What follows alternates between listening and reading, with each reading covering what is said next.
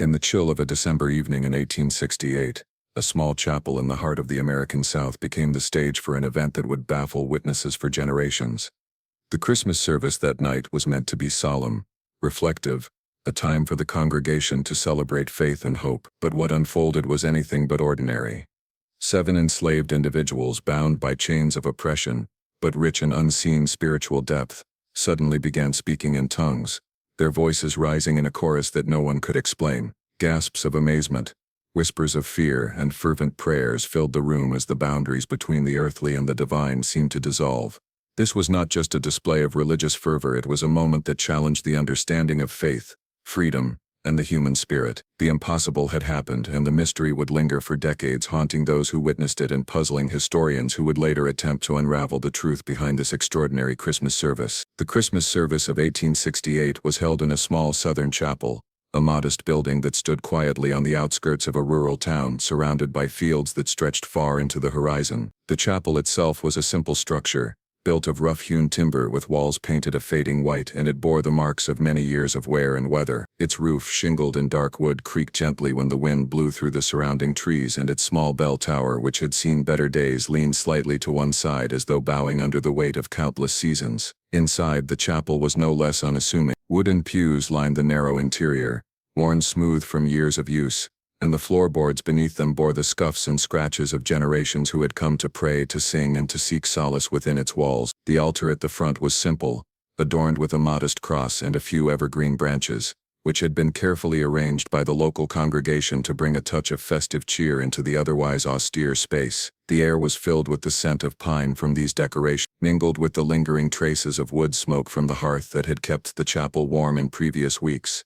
Though on this particular evening the chill of December had begun to creep in through the gaps in the walls and windows, reminding everyone present of the harshness of winter in the rural South. The townspeople had been preparing for this service for weeks, as was their custom, marking the occasion not only as a religious celebration, but also as one of community gathering and shared ritual. Families traveled from miles around, arriving with small gifts, baked goods, and bundles of firewood for the chapel's hearth. Some came on foot, their footsteps crunching through frost-hardened fields, while others rode in wagons pulled by horses, the animals' breath steaming in the cold evening air. Children ran ahead of their parents, their laughter carrying across the fields, mingling with the distant calls of farm animals and the occasional echo of the chapel bell as someone rang it to announce the start of the service. The anticipation was palpable, as Christmas had always been a time of heightened emotion, a moment to reflect on faith, family, and the promise of renewal that the holiday season symbolized even amid the difficult realities of life in the post-Civil War South. Inside the chapel, the congregation began to assemble in a mixture of quiet reverence and hushed excitement. Men removed their hats and coats,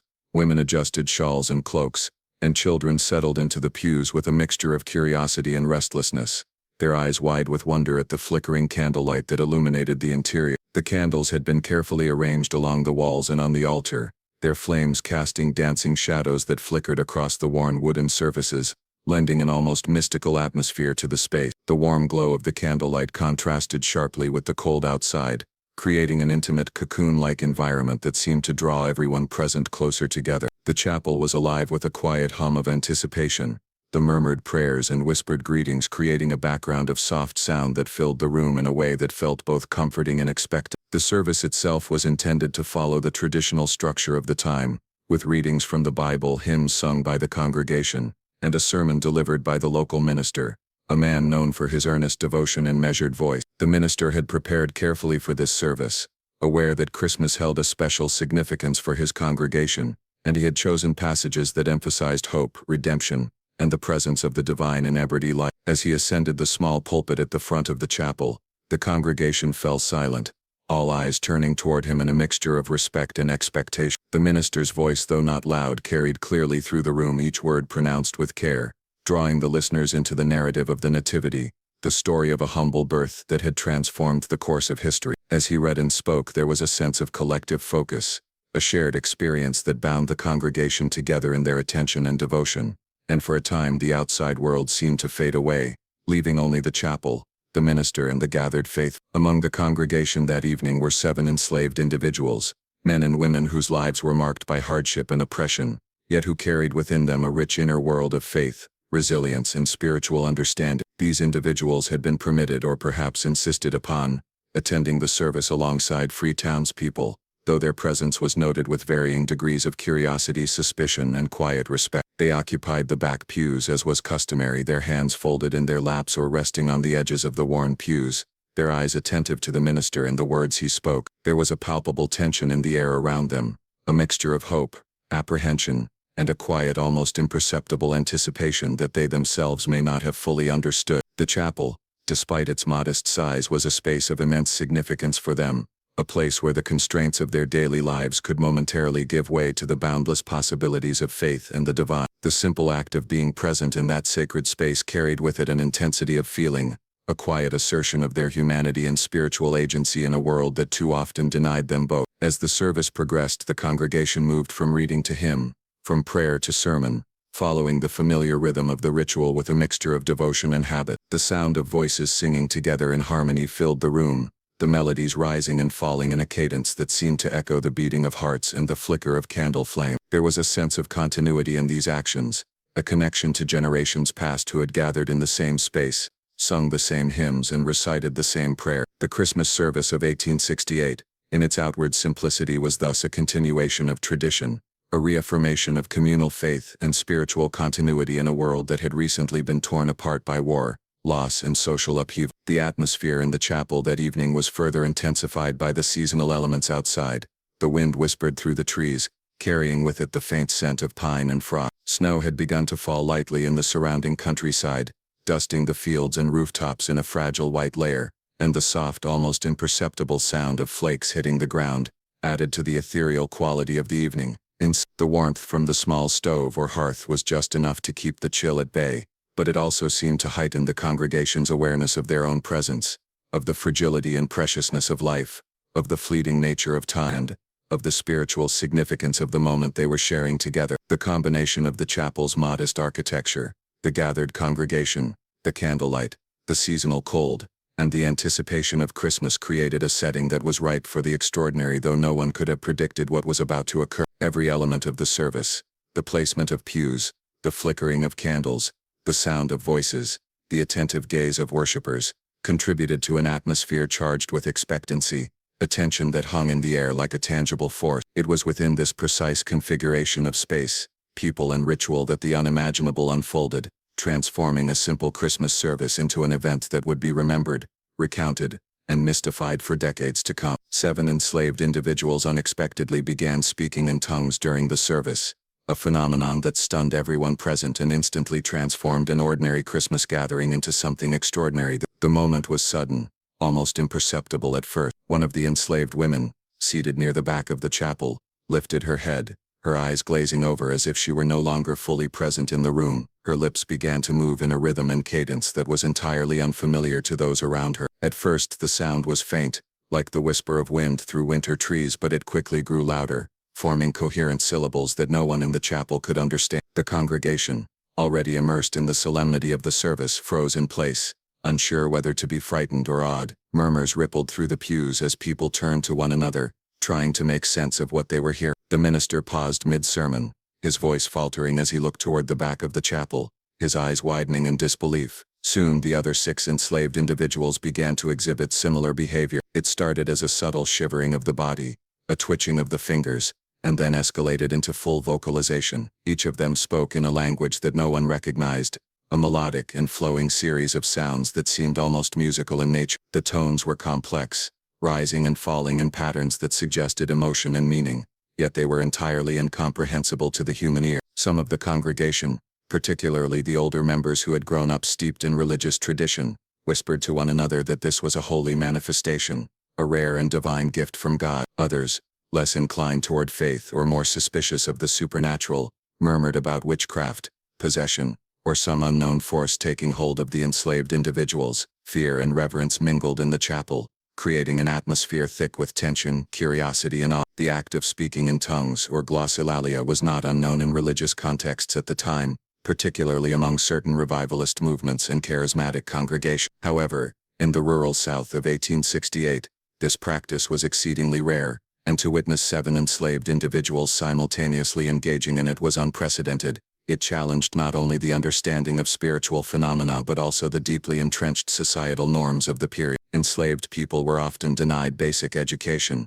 their voices and thoughts systematically suppressed, yet here they were, expressing a level of spiritual intensity that few in the chapel had ever imagined possible. Their voices, though seemingly unintelligible, conveyed a power and confidence that demanded attention, forcing the congregation to confront the reality of the divine presence in places they least expected. As the voices continued, some members of the congregation tried to join in, repeating the syllables or imitating the sounds, but it quickly became apparent that this was not something that could be replicated without the same inner compulsion that seemed to guide the enslaved individual. The words came not from conscious thought, but from some deeper ineffable source, and those attempting to mimic them felt their efforts fall flat, as if the language itself refused to be spoken by those not chosen for the moment. The musical quality of the sounds filled the chapel, reverberating against the wooden walls, and the flickering candlelight seemed to dance in rhythm with the voices, casting shifting shadows that made the room feel alive, almost as if it were participating in the miracle. The minister,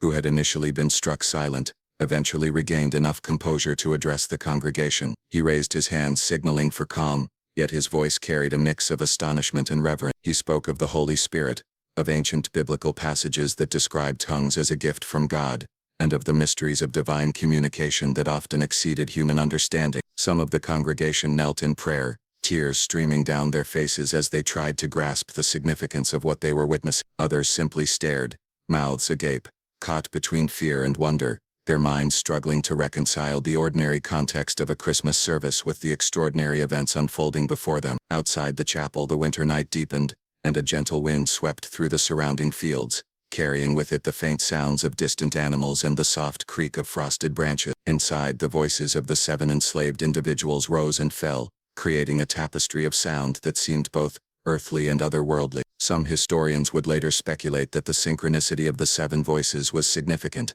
a symbolic representation of spiritual completeness, or perhaps a reflection of collective emotion and unity among those who had endured unimaginable hardship. The very fact that all 7 began speaking in tongues at nearly the same time suggested a connection beyond coincidence, a shared spiritual awakening that transcended individual experience, and spoke to something far greater than any single person could comprehend. The congregation's reaction varied widely. Some felt an immediate surge of hope and inspiration, interpreting the event as a divine sign that faith, even amid suffering and oppression, could manifest in miraculous ways. Others, however, were gripped by fear, unable to comprehend how such an occurrence could take place without danger or malevolent influence. The tension in the chapel grew as the voices persisted, filling every corner with sound, leaving no room for doubt that something extraordinary was happening. Those present would later recount the event with vivid detail, describing not only the auditory experience, but also the emotional intensity, the heightened sense of presence, and the profound awareness that they were witnessing a moment unlike any other. The physicality of the event also played a role in its impact. The enslaved individuals' bodies moved in subtle and sometimes dramatic ways as they spoke, hands raised, eyes closed, heads tilted, as if channeling a force beyond themselves. Their postures and movements lent an additional layer of authenticity to the phenomenon, reinforcing the sense that this was not mere performance or imitation, but a genuine spiritual manifestation. Observers reported feeling chills, a weight on their chests, or a sudden tightening of emotion, as though the very air in the chapel had shifted, imbued with a presence that could be sensed but not fully explained. As the service continued, some members of the congregation quietly wept, others whispered fervent prayers, and a few even fell to their knees in a combination of fear, reverence and awe. The minister, unable to fully guide or control the situation, alternated between attempting to maintain order and allowing the unfolding event to proceed, recognizing that whatever was happening was beyond human authority. The 7 enslaved individuals continued speaking in tongues for an extended period, their voices ebbing and flowing,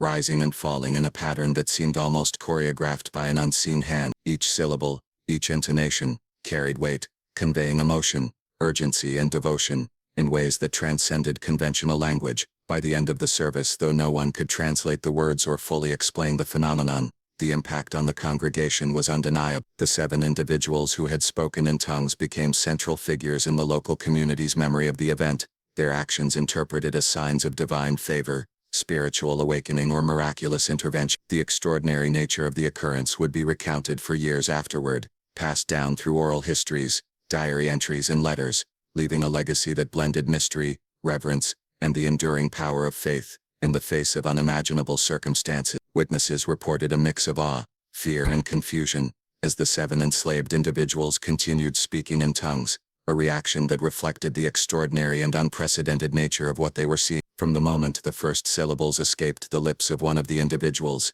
the atmosphere in the chapel shifted dramatically. Those present were caught between the familiar rituals of the Christmas service and the incomprehensible phenomenon unfolding before them, and their emotions were as varied as their backgrounds, beliefs, and experience. Some were struck by immediate reverence, feeling as though they were in the presence of the divine, while others were gripped by fear, unsure whether they were witnessing a miracle or something far darker, something unnatural that defied explanation. The tension between awe and fear was almost tangible, a charged energy that seemed to ripple through the wooden walls and pews, affecting everyone in the room, from the youngest child to the eldest elder. The reactions of the congregation were not uniform, and each individual's response provided insight into the social, religious, and cultural context of the time. Older members of the congregation, who had spent their lives steeped in traditional religious practices and biblical teaching, often interpreted the event as a manifestation of the Holy Spirit, recalling passages from the New Testament that described the apostles speaking in tongues on the day of Pentecost. Their hands trembled slightly, and some fell to their knees, overcome by a mixture of fear and awe. Tears streamed down faces etched with age and experience, as they attempted to process the reality of what they were witnessing. For these individuals, the event was simultaneously terrifying and exhilarating, a reminder that the divine could reveal itself in ways that exceeded human understanding and defied ordinary experience. Younger members of the congregation, on the other hand, often experienced confusion and curiosity in equal measure. Many had never witnessed anything like this before, and the sounds that filled the chapel were entirely foreign to their ear. Some whispered to their neighbors, asking questions that went unanswered, as even those with deeper faith struggled to articulate the significance of the moment. Children clutched the hands of their parents or sat wide-eyed, staring in fascination as the 7 enslaved individuals' voices rose and fell in a rhythm and cadence that seemed almost music. The mixture of fear and fascination created a collective tension, a sense of being on the threshold of something extraordinary yet inexplicably beyond comprehension. The fear experienced by some members of the congregation was rooted not only in the unfamiliarity of the phenomenon, but also in cultural and social expectation. In 1868, the American South was still grappling with the aftermath of the Civil War, Reconstruction, and the complex dynamics of race, class, and religion. Enslaved and formerly enslaved people were often viewed through a lens of suspicion and control, their actions scrutinized and their spiritual expressions frequently dismissed or feared. To witness 7 enslaved individuals speaking in tongues simultaneously challenged these societal norms in a way that many could not immediately reconcile. The fear was therefore both spiritual and social, a reflection of deeply ingrained prejudices, anxieties about the supernatural, and the destabilizing effect of seeing what appeared to be divine empowerment expressed by those who had been systematically denied power and voice. Awe, in contrast, was experienced as a form of wonder that transcended social and cultural constraints. Many in the congregation felt that they were in the presence of something sacred, a moment in which the ordinary boundaries of the physical and spiritual worlds had been temporarily suspended. The voices of the 7 individuals carried a resonance that was almost hypnotic, compelling attention and admiration even from those who might otherwise have been skeptical. The complex harmonics, the rhythm of the syllables, and the sheer intensity of the vocalizations conveyed a sense of purpose and meaning that was immediately felt, even if it could not be understood intellectually. Some individuals described feeling a warmth in their chests, a lifting of spirits, or an emotional release, as if the very act of witnessing the event provided access to a deeper, more profound reality. Confusion was perhaps the most common reaction, as no one present could fully explain what was happening. The sounds produced by the 7 enslaved individuals did not resemble any known language, and attempts to imitate or interpret them quickly fell short. The minister, despite years of study and religious leadership, struggled to provide guidance, recognizing that the event was beyond his authority and understanding. Parishioners whispered among themselves, speculating wildly about the causes and meanings, offering explanations that ranged from divine intervention to possession, from prophetic signs to manifestations of collective emotion or hysteria. The mixture of awe, fear, and confusion created a unique emotional landscape in the chapel, one in which the boundaries between reason, faith, and perception were blurred, and where each individual's response was shaped by their personal experiences, beliefs, and fear. The physical reactions of the congregation mirrored the emotional intensity of the moment. Some people held their breath, eyes wide, bodies tense, as if bracing for an unseen force. Others moved closer to friends or family members, seeking comfort in human presence, while still others knelt or bowed their heads in prayer, surrendering to the experience and attempting to find meaning through submission. The chapel itself seemed to respond to the unfolding event, with the flickering candlelight casting elongated shadows that danced across walls and pews, and the creaking floorboards beneath the feet of the congregation amplifying the sense of shared tension and anticipation. The sound of the 7 voices resonated throughout the space, intertwining with the whispered prayers, gasps, and murmurs, creating a complex tapestry of sound that was both chaotic and harmonious. Historians and scholars examining accounts of the event would later note the significance of these emotional reactions, emphasizing that they reflected not only the uniqueness of the phenomenon, but also the social, cultural and religious context of the time. The mixture of awe, fear and confusion highlighted the ways in which extraordinary events can disrupt normal expectations, challenge conventional hierarchies, and inspire both reverence and apprehension. The emotional intensity experienced by the witnesses underscored the profound impact that spiritual experiences can have on individuals and communities, particularly when those experiences intersect with issues of power, oppression and social structure. The 7 enslaved individuals themselves also contributed to the emotional dynamics in the chapel, their expressions, gestures and intensity shaping the congregation's response. Their eyes, often closed or gazing upward, conveyed a sense of focus and connection that drew attention and commanded respect. Their movements, sometimes subtle and other times dramatic, reinforced the perception that they were participating in a sacred, otherworldly experience, further heightening the emotional reactions of those around them. The combination of their voices, physical presence, and the apparent spiritual force behind their actions created a spectacle that was impossible to ignore, and one that would leave a lasting impression on all who witnessed it. In the end, the mix of awe, fear and confusion became an inseparable part of the event itself. It was impossible to separate the extraordinary spiritual phenomenon from the emotional responses it elicited, as the two were intertwined in a way that made the Christmas service of the accounts of those present, preserved in diaries, letters and oral histories, emphasized not only what was witnessed but also what was felt, revealing a depth of human experience that went beyond observation and entered the realm of the profound, the mysterious and the transformative. The phenomenon drew attention from both local religious leaders and townspeople, spreading far beyond the walls of the small chapel where the event had taken place. Word of the Christmas service traveled quickly, carried by those who had been present and by others who had heard the whispers and murmurs of something extraordinary unfolding in their community. As news of the 7 enslaved individuals speaking in tongues spread, curiosity and speculation began to grow, reaching not only the congregation but also influential members of neighboring towns, clergy from other churches, and even secular community leaders.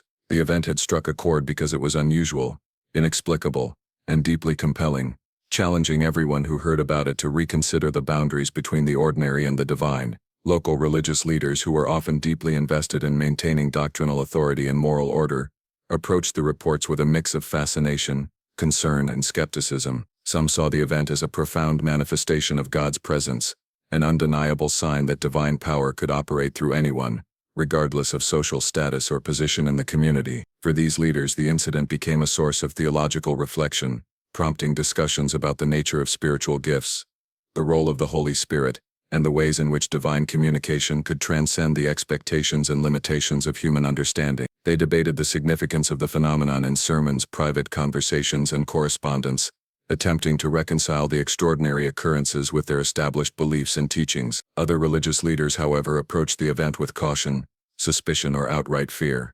Speaking in tongues was still a relatively rare practice in the region, and 7 enslaved individuals demonstrating it simultaneously seemed not only improbable but also threatening to some. There were concerns about deception, manipulation, or even possession, and these interpretations reflected broader anxieties about social upheaval, spiritual authority, and the roles of enslaved people in the post-Civil War South. Religious leaders who feared the implications of the event warned their congregations to approach such phenomena carefully, emphasizing discernment, prayer, and vigilance against forces that might disrupt the established order of the church or community. Their reactions underscored the tension between openness to spiritual mystery and the need to maintain control and doctrinal certainty in a rapidly changing social landscape. Townspeople, too, were captivated by the report. Many who had not attended the service were eager to hear first-hand accounts from those who had, pressing questions about what exactly had happened, what the voices had sounded like, and what it all meant. Some were drawn by genuine religious curiosity, seeking to understand a miracle or divine sign that seemed to defy conventional explanation. Others were motivated by fascination with the bizarre or the supernatural, eager to witness or hear about events that broke from the ordinary patterns of everyday life. Families gathered in homes, at markets and in public spaces to discuss the service, recounting details with a mix of accuracy and embellishment, and adding layers of interpretation and personal reflection to the narrative. The story spread not just through words but also through the emotional resonance it carried. People were captivated because it was extraordinary, because it challenged assumptions, and because it offered a glimpse of the unknown. The event also caught the attention of regional clergy, who traveled from surrounding towns to investigate for themselves.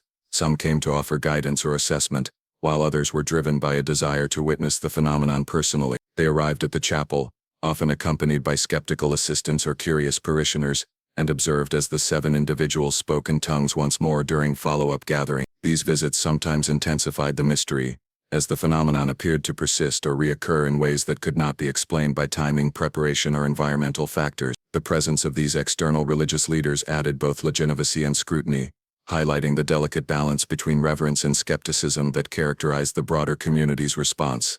The social implications of the event were equally significant. In a post-Civil War society still grappling with issues of race, hierarchy, and power, the spectacle of enslaved individuals manifesting extraordinary spiritual abilities was both inspiring and destabilizing. It forced townspeople and leaders alike to confront long-held assumptions about the spiritual capacity and humanity of those who had been oppressed. For some it was a moment of moral and spiritual awakening, an acknowledgement that divine grace could touch anyone regardless of social status. For others, it was unsettling, a challenge to social norms that relied on controlling the voices, bodies, and spiritual expressions of the enslaved. This tension added a layer of complexity to the event, as it became not only a religious phenomenon but also a social catalyst, prompting reflection, debate, and sometimes fear across the broader community. Eyewitness accounts from the time further illustrate the intensity of attention the event attracted. Diaries, letters, and local newspapers chronicled reactions with remarkable detail. One observer noted the ethereal beauty of the voices, describing them as not of this earth,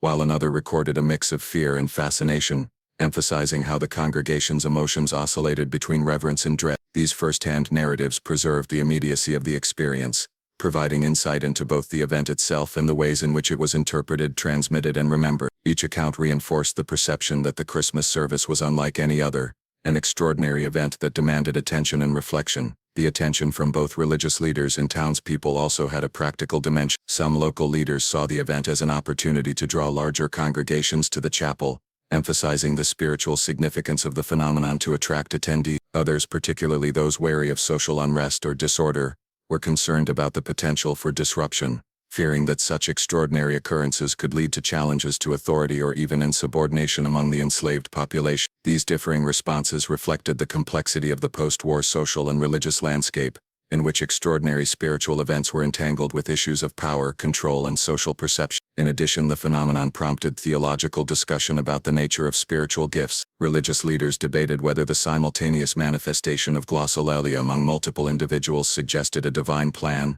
a communal blessing, or some extraordinary alignment of spiritual forces. They questioned the role of emotion, collective anticipation, and shared experience in the manifestation, and whether the extraordinary event was a unique occurrence or a potential sign of broader spiritual awakening. These discussions transcended local boundaries, influencing sermons, theological debates, and religious literature in neighboring regions, as the story of the Christmas service became a reference point for understanding the interplay between faith, divine intervention, and human experience. The townspeople's fascination was mirrored in private conversations where families recounted the details with a mix of awe and speculation. Some interpreted the event symbolically, seeing it as a message of hope, resilience, or redemption in a society still struggling to rebuild after the Civil War. Others focused on the mysterious or supernatural elements, wondering whether the tongues were a form of divine communication, a prophetic message, or an unexplainable miracle meant to inspire and challenge. Children, especially, were captivated by the story, repeating the words of witnesses, mimicking the sounds, and passing the tale along with their own interpretations, ensuring that the story of the 7 speaking in tongues would endure across generations. Ultimately, the attention drawn from local religious leaders and townspeople solidified the event as a landmark moment in the community's history. It became a subject of discussion,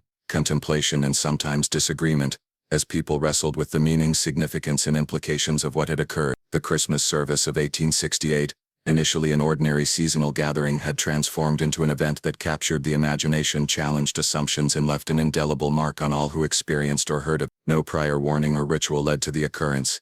It seemed entirely spontaneous, an event that struck without any apparent preparation or provocation. The Christmas service of 1868 had followed a familiar schedule, with the congregation arriving at the chapel, exchanging greetings, taking their places in the pews and engaging in traditional readings, hymns and prayers. The minister, well versed in the liturgical practices of the time, had carefully prepared his sermon and chosen passages from the Bible that emphasized hope, redemption and divine grace. Everything about the service suggested normalcy, predictability and the expected rhythms of communal worship. Yet despite this structured setting, the extraordinary phenomenon of 7 enslaved individuals speaking in tongues erupted without warning, shattering expectations and leaving the congregation stunned. There were no preceding signs, no preparatory exercises, no overt spiritual exercises intended to induce such behavior. The enslaved individuals had not been performing any known ritual, nor had the congregation been engaged in a fervent chant or repetitive invocation that could have provoked such a response. The onset of glossolalia appeared sudden,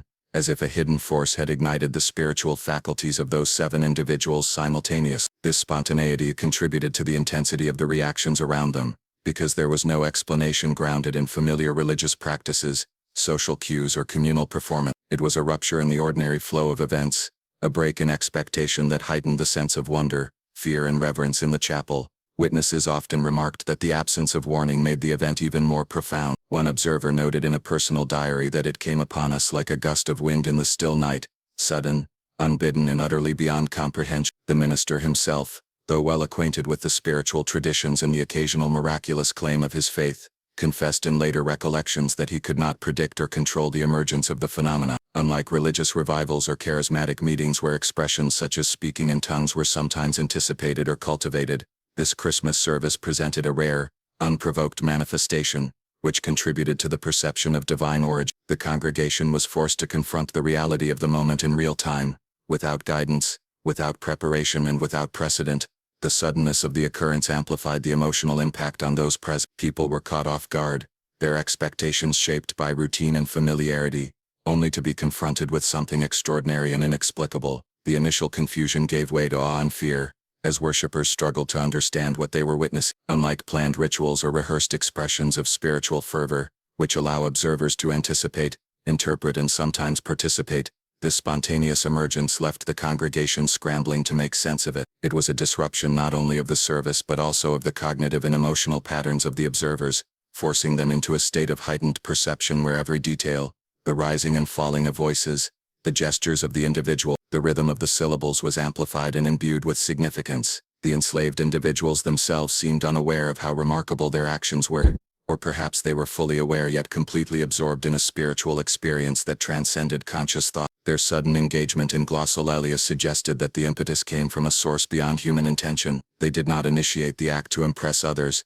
to participate in a staged performance, or to fulfill any expectation placed upon them. There were no external cues prompting them, no prayers leading into the experience, no musical accompaniment or group incantation. It was as if an invisible force had touched them simultaneously, activating a latent spiritual capacity and causing them to speak in a language that had never been learned, never rehearsed and never consciously conceived. This element of spontaneity was crucial in framing how the event was interpreted by the broader community. Because it was unprovoked, there was a strong perception that it was a genuine miracle or divine intervention. If the phenomenon had been preceded by ritual, preparation or performance, skeptics might have dismissed it as contrived, rehearsed or emotionally induced, but the lack of warning lent authenticity to the experience, suggesting that it emerged naturally from a higher spiritual source. Religious leaders who examined the event often highlighted this aspect, emphasizing that spontaneous occurrences of this nature were rare and therefore significant, indicating the direct influence of the divine or the Holy Spirit. Accounts from the congregation emphasized the suddenness in vivid detail.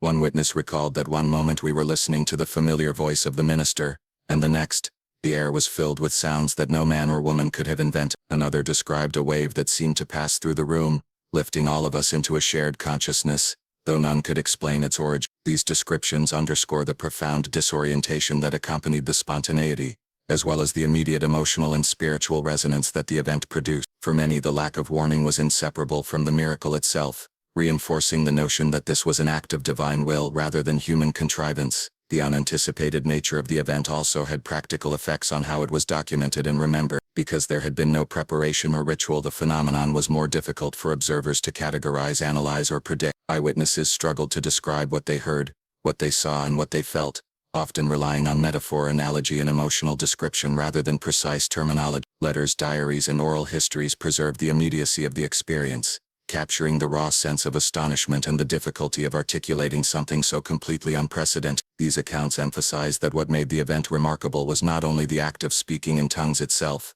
but the context in which it occurred, the ordinariness of the service, the lack of precedent, and the sudden eruption of the extraordinary into the mundane. Historians examining the Christmas service of 1868 often point to the absence of warning or ritual as a key factor in understanding its significance. Unlike planned spiritual exercises that aim to induce altered states or ecstatic experiences, this event occurred organically, without intentional provocation. This spontaneity reinforced interpretations of the phenomenon as miraculous, unmediated by human effort, and deeply meaningful to those who witnessed it. It also highlighted the role of unpredictability in spiritual experiences, showing how moments of divine intervention can occur outside the constraints of time, expectation, or preparation, leaving a profound imprint on both the participants and the observer. Furthermore, the lack of warning challenged conventional notions of spiritual readiness. In many religious traditions, preparation, prayer, and ritual are viewed as necessary to receive divine experience. Here, the 7 enslaved individuals seem to require none of these preparatory steps,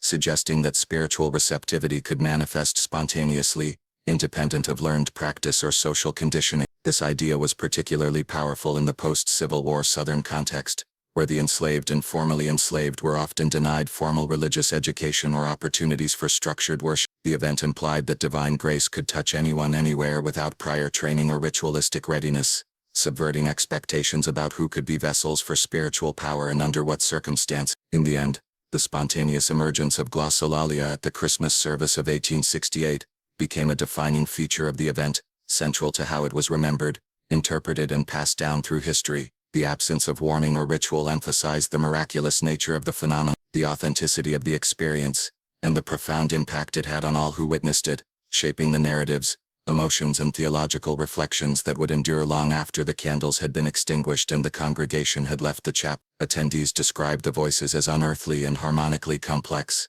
a feature that left a lasting impression on everyone present in the chapel. From the first moments of the phenomenon, it was clear that the sounds produced by the 7 enslaved individuals were unlike any ordinary human speech. The cadence, pitch, and tonal variation defied the expectations of those who had gathered for a conventional Christmas service, creating a sense of wonder and deep fascination. The voices rose and fell in patterns that were at once chaotic and strangely ordered, giving the impression of an untrained choir, yet with a precision and musicality that seemed impossible for a group of people who had never sung together in such a manner. The harmonic interplay between the 7 speakers created a soundscape that was both haunting and mesmerizing, resonating through the wooden walls of the chapel in a way that felt physical as well as spiritual. Some members of the congregation likened the sound to the ringing of bells, their tones layered and overlapping, producing a resonance that carried throughout the room. Others compared it to the wind moving through the trees on a winter night, a soft yet insistent whisper that seemed to carry messages from a world beyond the visible and tangible. Children in particular were captivated,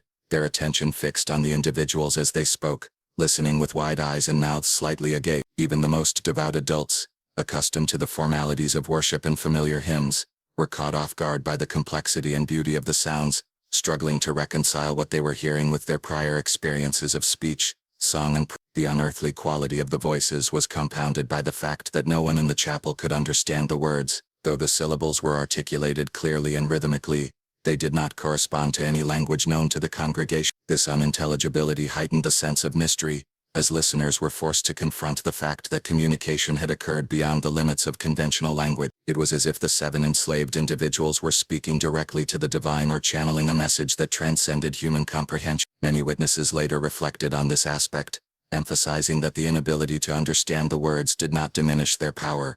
Rather, it amplified the sense of sacredness and the presence of something beyond human grasp. Observers also noted the emotional weight conveyed through the tonal and harmonic qualities of the voices. Even without understanding the words, it was impossible not to feel the intensity of devotion, urgency, and passion expressed in the sound. Some tones were soft and plaintive, evoking sorrow or longing, while others were sharp, jubilant, or commanding, as if issuing a call to attention. The interplay of these tones created a dynamic auditory experience, one that seemed to move the emotions of the listeners as profoundly as it engaged their mind. Elderly members of the congregation recalled feeling tears welling in their eyes, hearts racing, and a shiver of awe passing through their bodies, a visceral reaction that reinforced the spiritual significance of the phenomenon. The harmonic complexity of the voices was further enhanced by their coordination, which appeared instinctive and unplanned. Each individual seemed attuned to the others, weaving their syllables into a collective rhythm that produced chords and resonances reminiscent of trained musicians, yet without any rehearsal or formal instruction. The result was a layered auditory tapestry,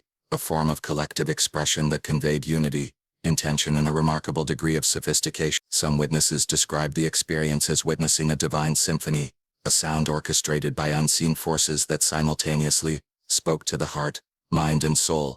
The acoustics of the chapel amplified these qualities, contributing to the sense of otherworldliness. The wooden walls and high ceiling reflected and reverberated the sounds, creating echoes and overtones that seemed to emanate from the very air itself. Candlelight flickered across the faces of the congregation and the speakers, casting dancing shadows that moved in sync with the rhythm and intensity of the voices. The combination of acoustic resonance, visual effects, and the emotional charge of the moment created an immersive environment that enveloped the congregation, making them feel as though they were part of something extraordinary, sacred, and ineffable. The unearthly and harmonically complex nature of the voices also challenged conventional religious interpretation. For some, it confirmed the presence of the Holy Spirit, a manifestation of divine power that could not be replicated or explained by human means. Others wrestled with skepticism, questioning whether the phenomenon might be induced by collective psychological excitement, trance-like states, or even trickery. However, the intricate layering, precision, and expressive qualities of the sounds made purely human explanation difficult,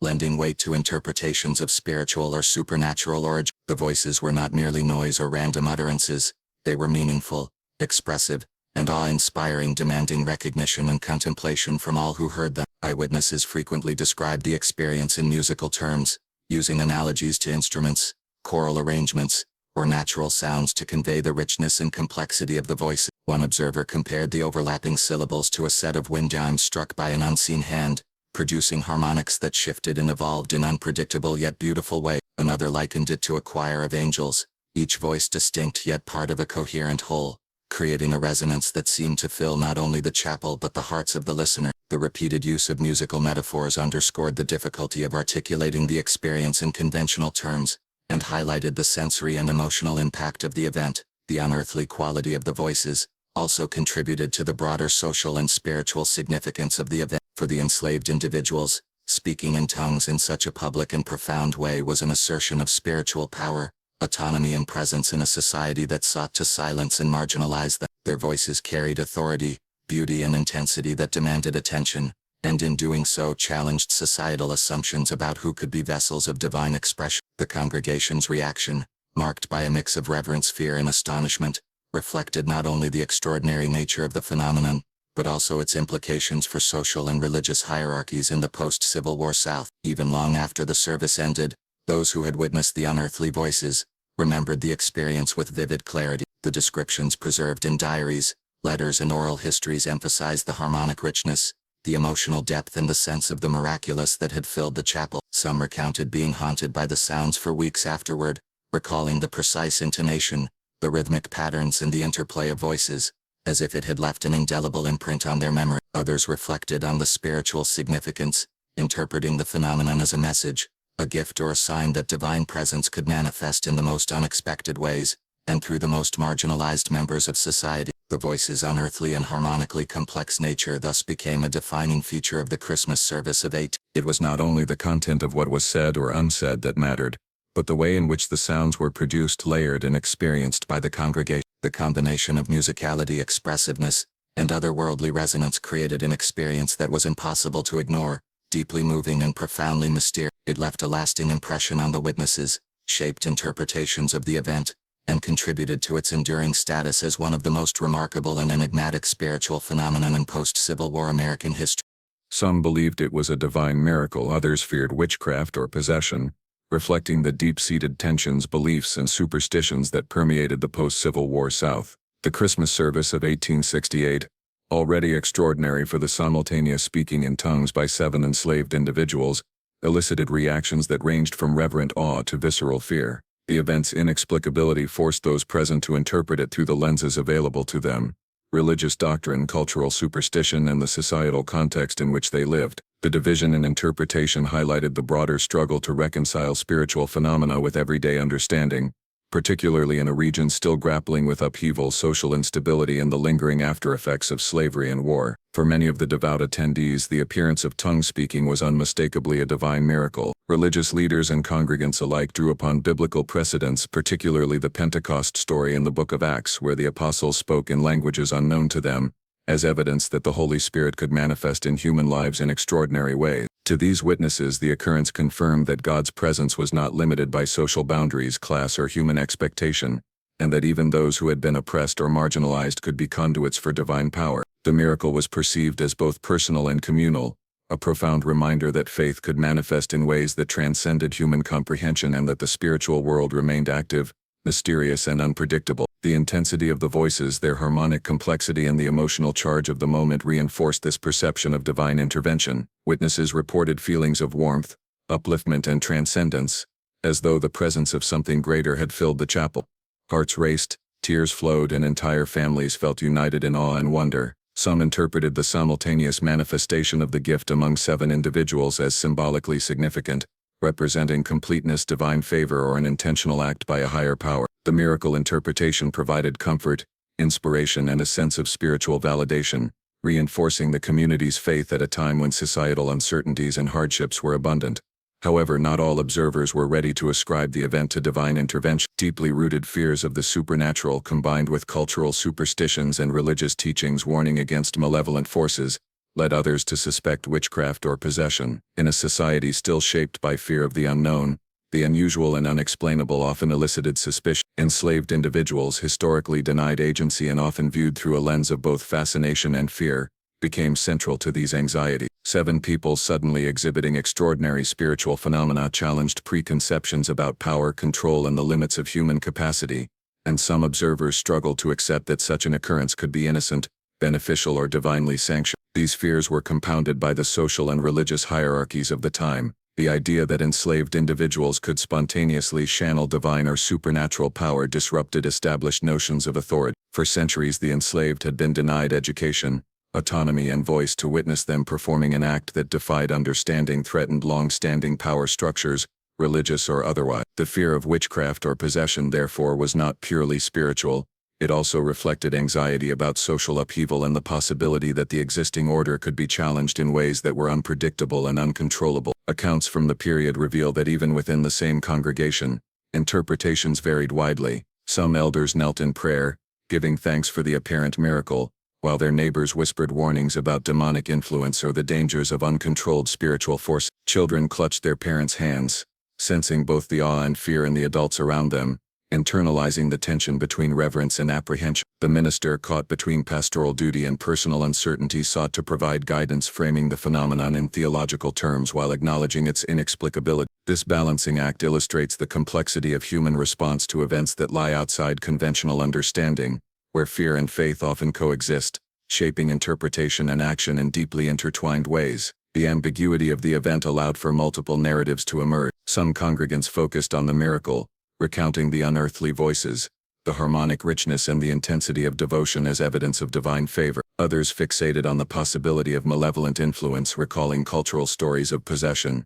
spiritual corruption, or forbidden practices. These competing narratives became part of the oral tradition surrounding the Christmas service, shaping how the story was remembered and passed down through generations. Each retelling emphasized different aspects depending on the teller's beliefs, fears, and experiences, resulting in a complex tapestry of interpretation that blurred the lines between history, legend, and spiritual reflection. The simultaneous nature of the tongue speaking among 7 individuals added to the sense of both wonder and apprehension. For believers, it underscored the miraculous and collective nature of divine intervention, suggesting intentionality, unity, and spiritual purpose. For skeptics or those inclined toward fear, the synchronicity was unnerving, implying coordination that could not be explained by chance, raising questions about whether supernatural forces were involved and, if so, whether they were benign or dangerous. The duality of interpretation, miracle versus malevolent influence, created an atmosphere charged with both spiritual and psychological tension, as the congregation navigated their emotions, beliefs, and fears in real time. The wider cultural context also played a role in shaping reaction. In the post-Civil War South, communities were recovering from immense social, economic, and political disruption. Traditional hierarchies had been challenged, racial dynamics were in flux, and religious institutions often served as anchors in a rapidly changing world. Extraordinary spiritual events like the Christmas service intersected with these broader concerns, reinforcing or unsettling existing beliefs about morality, power, and divine justice. The interpretation of the tongue speaking, therefore, was never purely theological. It was inseparable from social, cultural, and psychological factors that influenced how witnesses made sense of what they had seen and heard. Even long after the service ended, debates over the nature of the event persisted. Some wrote letters or diaries emphasizing the miraculous, framing the Christmas service as a testament to God's presence and power. Others reflected privately or in conversation on the fear they had felt, questioning whether the phenomenon had been divine or a sinister intrusion. These post-event reflections reinforced the duality of interpretation, as both awe and fear became central to the collective memory of the incident. The event's ambiguity allowed it to occupy a unique place in local consciousness, remembered both as a miraculous moment and as a mysterious, potentially dangerous encounter with forces beyond ordinary comprehension. The balance between belief in divine miracle and fear of witchcraft or possession illustrates the complexity of human responses to extraordinary phenomena. It highlights how context, personal experience, social structures, and cultural norms shape interpretation, revealing the interplay between faith, fear, and perception. In the case of the Christmas service of 1868, the 7 enslaved individuals became focal points, their spontaneous spiritual expression inspiring both veneration and apprehension, ultimately demonstrating the profound impact that inexplicable events can have on communities' faith and collective memory. The incident challenged the social norms of the time, particularly regarding the agency and spiritual authority of enslaved individuals. In the post-Civil War South of 1868, society was structured around strict hierarchies of race, class, and power, where the enslaved were systematically denied not only freedom but also voice, autonomy, and recognition as full human beings. Their roles were largely defined by the labor they could perform, the obedience they could render, and the limitations placed upon their expression of self. Spiritual practice, too, was often mediated by the white-dominated church, with enslaved individuals allowed only restricted participation or relegated to separate areas within the congregation. The Christmas service, in which 7 enslaved individuals spontaneously began speaking in tongues, upended these norms, asserting spiritual authority in a public and undeniable way. The act of speaking in tongues carried immense implications because it represented direct engagement with the divine. Traditionally, the capacity to exhibit extraordinary spiritual gifts, such as glossolalia, was viewed as evidence of favor or calling, often interpreted as a sign of purity, closeness to God, or special spiritual insight. When these 7 individuals who had been denied formal religious instruction or societal agency manifested this gift spontaneously, it conveyed a profound message about the universality of spiritual access. They were, for that moment, not merely attendees of the service, but active conduits of divine communication, wielding a power that exceeded social or racial constraints, and redefining the boundaries of spiritual participation. The social shock was palpable among the congregation. Many townspeople were caught between admiration and discomfort.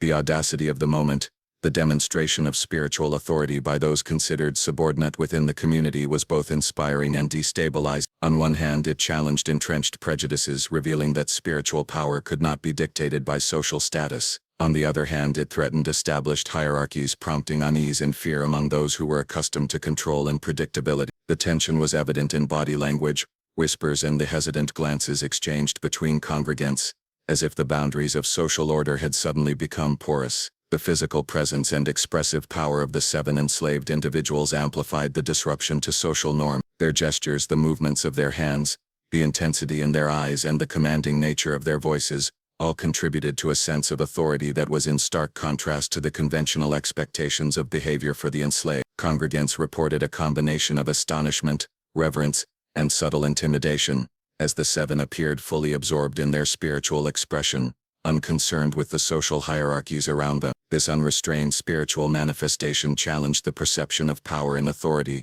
forcing the observers to confront the reality that divine inspiration could emerge from unexpected sources and that those sources could not be contained within conventional societal boundaries. The theological implications were equally significant. Religious leaders in attendance had to reconsider their assumptions about who could be vessels for divine communication. The prevailing belief, particularly in conservative religious circles, was that spiritual gifts and authority were often mediated through education, social position, or structured practice. Yet in this instance, 7 individuals who lacked formal instruction, who had lived under systemic oppression and who occupied marginalized positions in society, were simultaneously empowered to speak in tongues. This upended conventional theological hierarchies, suggesting that divine grace could operate independently of human structures, expectations, and norms. It became evident that spiritual authority was not confined to clergy or educated elites, but could manifest in anyone, regardless of social status or prior conditioning. Community reactions to this disruption of social norms varied widely. Some members of the congregation embraced the event as a revelation, seeing it as a profound lesson in humility, equality, and the accessibility of divine favor. They interpreted the tongues speaking as a sign that God recognized spiritual potential in all individuals,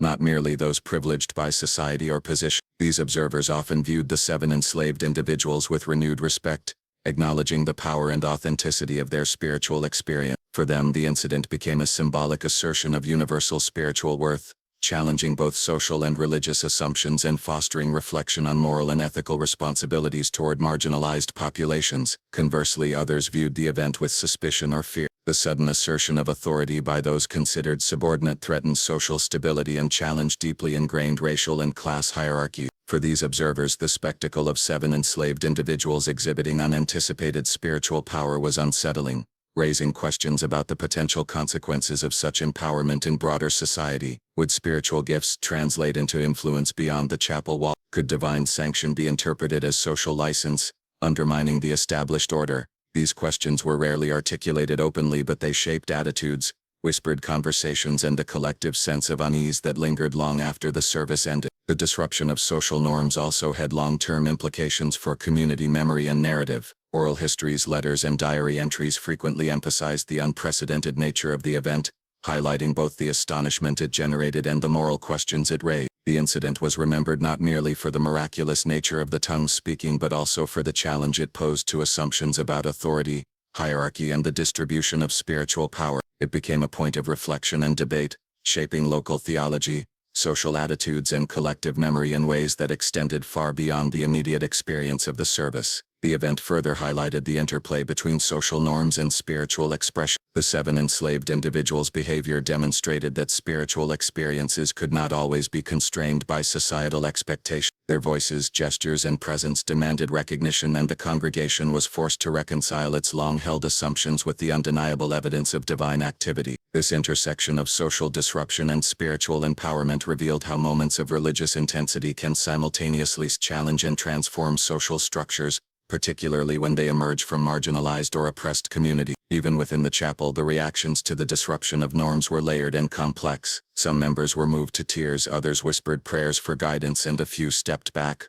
unsure whether to approach or avoid the individuals who had become the focal point of divine manifestation. The mixture of reverence, caution, and curiosity underscored the tension inherent in witnessing events that defy conventional social and spiritual expectations. The experience became not only a religious or mystical moment, but also a social experiment, revealing the ways in which communities negotiate authority, hierarchy, and spiritual legitimacy when confronted with the unexpected. The event also had implications for the broader understanding of spiritual agency among the enslaved population. Historically, enslaved individuals were often denied formal religious participation, but they maintained vibrant, private spiritual lives and traditions that sometimes blended African, Christian, and personal practice. The Christmas service of 1868 made visible the spiritual agency that had long been suppressed or overlooked, demonstrating that divine communication could emerge independently of formal ecclesiastical structure. This revelation subtly questioned societal assumptions about competence, moral authority, and the capacity for spiritual leadership among the oppressed, challenging both the congregation and the wider community to reconsider deeply ingrained prejudice. By the end of the service, it was clear that the event had permanently altered the social and spiritual dynamics of the community. The 7 enslaved individuals, previously considered peripheral within the hierarchical social order, had become central figures through their spiritual manifestation. Their actions not only inspired awe but also forced reflection, debate, and a reconsideration of social norms. The incident served as a reminder that divine power could operate independently of human structures and that spiritual authority could reside in unexpected places, fundamentally challenging the assumptions and expectations that governed the social fabric of the time. The long-term impact of the event on the local religious community was profound and multifaceted, shaping spiritual practices, theological interpretation, and communal memory for years to come. The Christmas service of 1868, in which 7 enslaved individuals spontaneously began speaking in tongues, became more than a singular occurrence.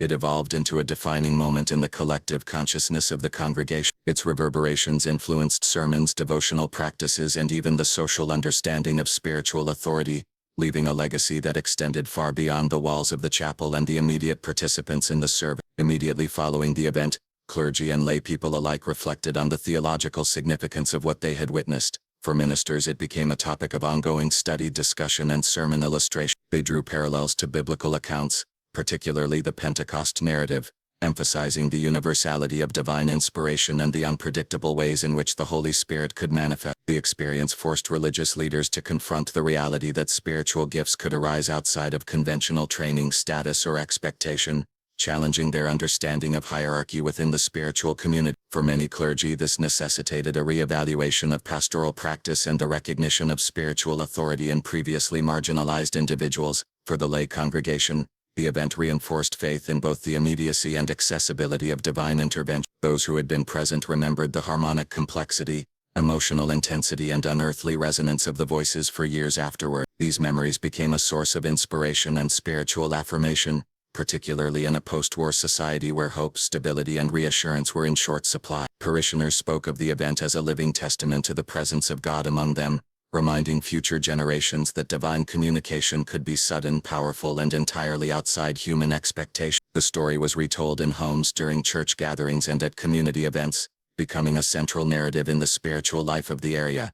The event also influenced the role of enslaved and formerly enslaved individuals within the church. Their unexpected spiritual authority challenged prevailing assumptions about capacity, intelligence, and divine favor, compelling the broader community to acknowledge their potential as spiritual leaders. While social hierarchies did not instantly vanish, the visibility of their gift fostered a subtle shift in perception, creating space for greater spiritual inclusion. In some cases, these individuals became recognized figures within religious circles, consulted for spiritual guidance, or invited to participate in teaching and devotional activity. Their voices, both literal and metaphorical, gained a resonance that extended well beyond the chapel, symbolizing a broader empowerment that transcended the limitations imposed by society. Theological discourse surrounding the event emphasized the unpredictability and spontaneity of spiritual manifestation. Scholars, clergy, and lay people alike debated whether the simultaneous occurrence among 7 individuals represented divine intentionality, collective spiritual readiness, or a miraculous convergence of time. This debate enriched religious thought in the community,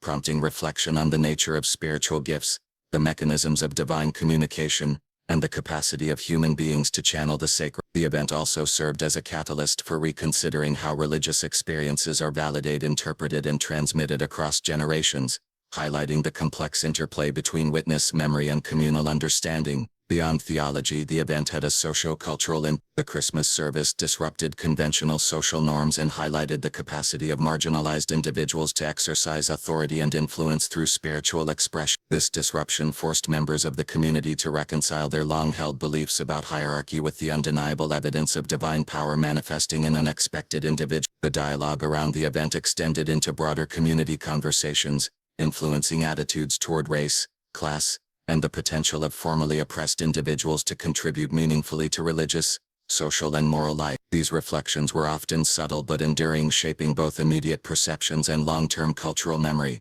Eyewitnesses and subsequent chroniclers emphasized the vividness and intensity of the event in ways that reinforced its lasting impact. Diaries, letters, and oral histories preserve detailed accounts of the voices, movements, and emotional resonance experienced during the service. Descriptions highlighted the harmonic layering of the tongues, the expressive gestures of the 7 individuals, and the emotional reactions of the congregation, ensuring that future readers and listeners could grasp not just the facts but the profound experiential quality of the occurrence. The documentation of these details contributed to the event's endurance in community memory, creating a shared narrative that would inform theological and social reflection for decades. The sustained interest in the event also encouraged further investigation and observation. Clergy from neighboring towns occasionally visited the chapel, seeking to understand or witness the phenomenon for themselves.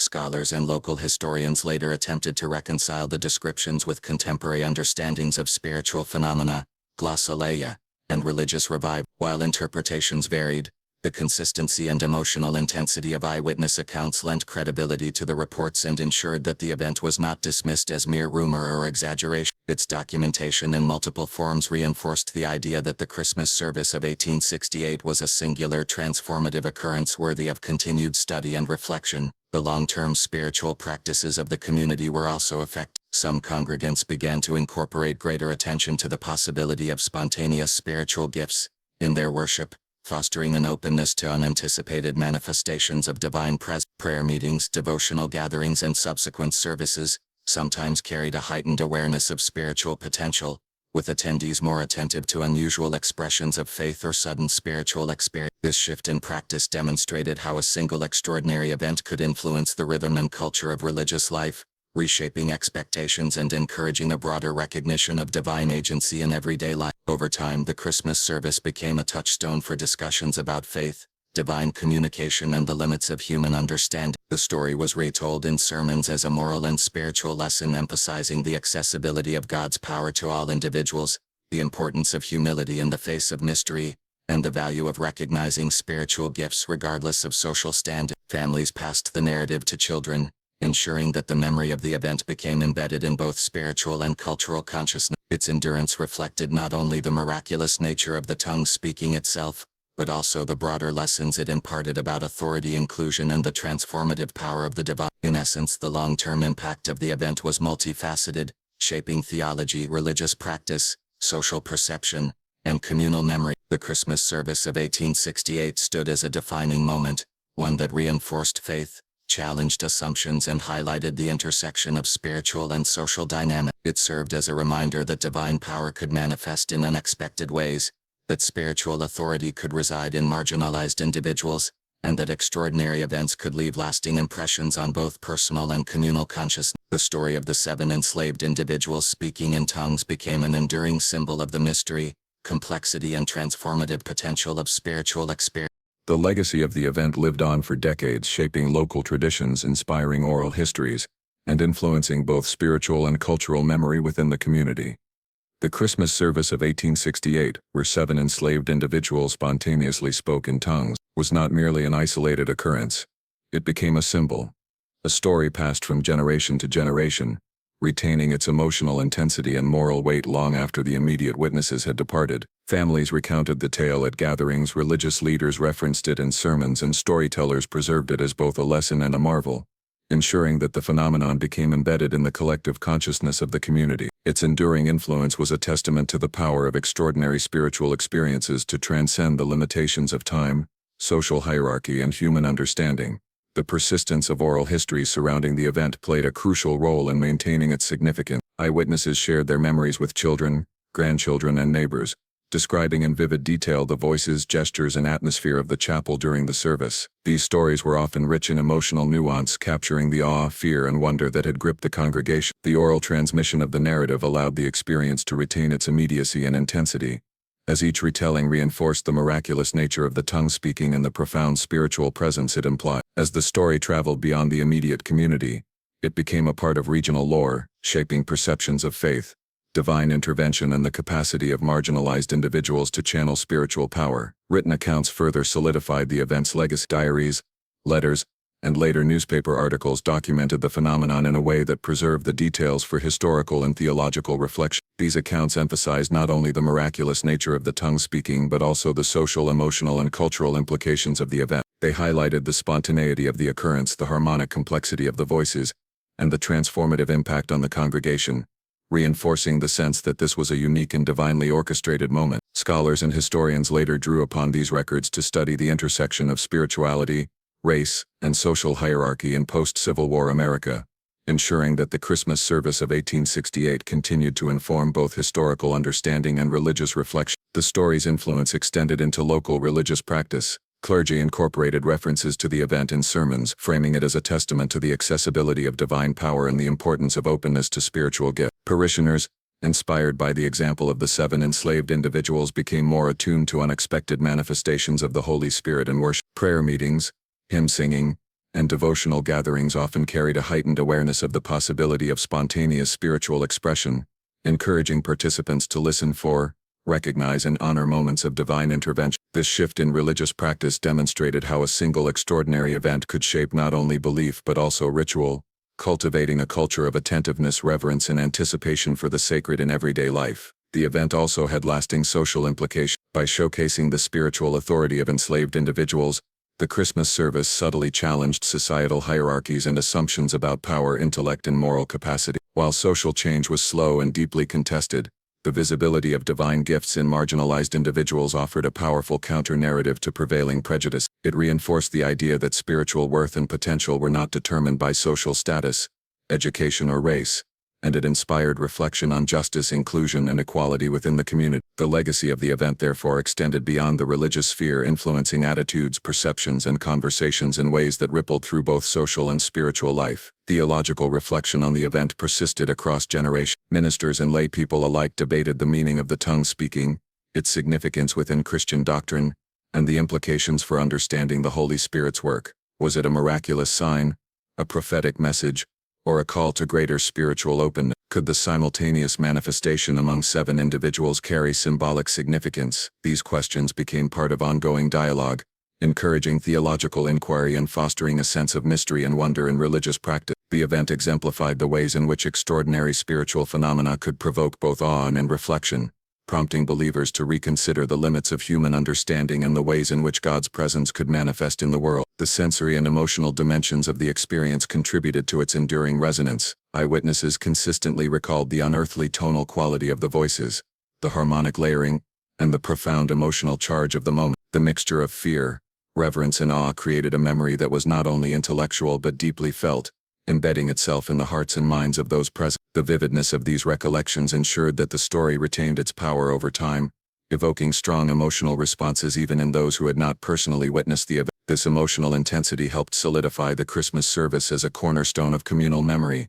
a narrative that could be shared, reflected upon, and celebrated across generations. The legacy of the 7 enslaved individuals themselves was intertwined with the broader impact of the event. Their actions demonstrated spiritual courage, authenticity, and authority in the face of social constraints and historical oppression. They became symbols of resilience, empowerment, and divine favor, embodying the possibility of transcendence even within oppressive circumstances. Their story offered inspiration to future generations, both within and beyond the religious community, highlighting the capacity for spiritual expression to assert agency, influence social perception, and leave a lasting imprint on collective consciousness. Over time, the Christmas service also became a reference point for understanding spiritual phenomena more broadly. Scholars, theologians, and historians cited the event when examining glossolalia, divine intervention, and the role of marginalized individuals in religious history. It provided a case study in the intersection of faith, social hierarchy, and human perception, demonstrating how extraordinary spiritual experiences can challenge assumptions, inspire devotion, and foster reflection on ethical and social responsibility. The narrative of the 7 speaking in tongues became emblematic of the power of faith to transcend societal boundaries and the unpredictability of divine action in human life. The enduring legacy of the event was further reinforced through community commemoration, anniversaries of the Christmas service, references in local religious publications, and storytelling during seasonal gatherings all contributed to the perpetuation of its memory. Each retelling reaffirmed the extraordinary nature of the tongue speaking, reinforced the moral and spiritual lessons drawn from it, and highlighted the significance of the 7 individuals whose voices had resonated with such power. This ongoing commemoration ensured that the impact of the event was not confined to a single generation, but continued to shape religious and cultural consciousness over time. Ultimately, the Christmas service of 1868 became a touchstone for the local community, symbolizing the mystery, power, and accessibility of the divine. It illustrated the ways in which extraordinary spiritual events could transcend social and cultural constraints,